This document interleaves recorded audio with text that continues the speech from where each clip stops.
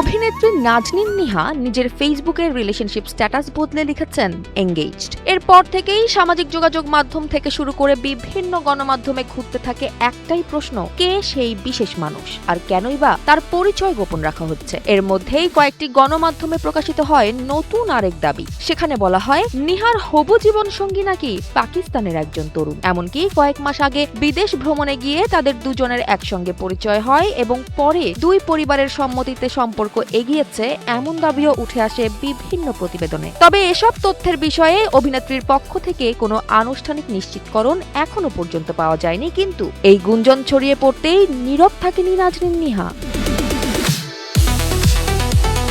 এ ব্যাপারে তিনি বলেন, আমি কাকে বিয়ে করছি সেটা তো কাউকে খুঁজে বের করতে বলিনি। সময় হলে আমি নিজেই সব জানাবো। সবার উচিত আমাদের অভিনন্দন জানানো, কিন্তু বুঝলাম না আমি যাকে বিয়ে করতে যাচ্ছি তার দেশ কেন এত গুরুত্বপূর্ণ হয়ে উঠল। বাংলাদেশ, ভারত, পাকিস্তান কিংবা নেপাল, এসব দেশের নামই বা এলো কোথা থেকে?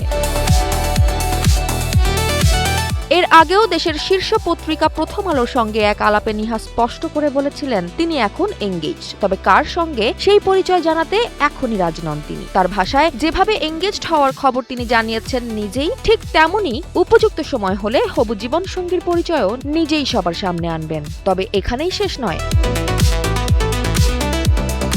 চলতি বছরের ফেব্রুয়ারিতেও আলহামদুলিল্লাহ ক্যাপশনে হলুদ মাখানো দুটি হাতের একটি ছবি পোস্ট করেছিলেন নিহা। তখনও অনেকে ধরে নিয়েছিলেন বিয়ে করে ফেলেছেন অভিনেত্রী। পরে অবশ্য তিনি জানান সেটি ছিল একটি নাটকের প্রচারণার অংশ। তাই আপাতত নিশ্চিতভাবে বলা যাচ্ছে শুধু একটাই বিষয়, নাজনীন নিহা আর সিঙ্গেল নন। তবে তার জীবনের সেই বিশেষ মানুষটি কে কিংবা বিয়ের আনুষ্ঠানিক ঘোষণা কবে আসবে সেই উত্তর নিহা এবং সময়ের কাছেই রয়ে গেল।